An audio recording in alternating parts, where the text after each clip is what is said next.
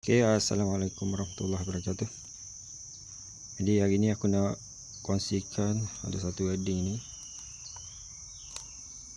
Kalau tengok kat sini dia dah terbakar. Ni dah terbakar dah. Ini track dia yang sambung dekat kawasan yang terbakar ni dah putus. Ni nampak dia kabel lak dia dah macam karat. Ini aku dah bersihkan guna kertas pasir tapi tak cukup ni, dia dah nipis. Ini dah nipis.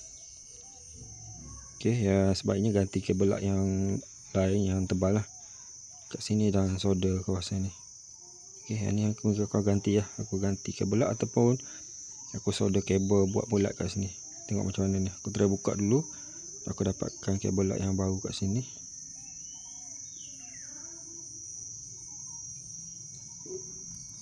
Kemudian dekat bahagian yang ni sebenarnya dia bersama macam ni, coil dia ni ada atas. Lebih macam ni lah. Jadi bila dilonggar dia akan makan dekat kawasan yang ada konektor. Jadi kalau ada wedding dah lama guna tu kan, bahagian yang ada tempat konektor ni, bukan konektor apa dia punya ni, tempat join yang skru ni, cek cek skru ni. Kalau dia longgar dia akan makan kawasan ini, dia akan jadi panas. Kalau sini tu dia pakai skru juga. Tapi ni ngam lagi. Yang ni masih okey lagi. Yang ni dia dah makan banyak ni, tengok dia dah longgar ni. Dia longgar sangat. Sebab dia dah makan dah tepi-tepi ni. Sepatutnya ngam dengan skru ni. Macam ni dia ngam. Dia ngam. Dia sepatutnya macam ni. Tapi yang ni dah makan banyak ni. Mana ni? Nampak ni. Yang ni nampak longgar. Jadi dia dah makan banyak kat sini. Disebabkan oleh longgarnya.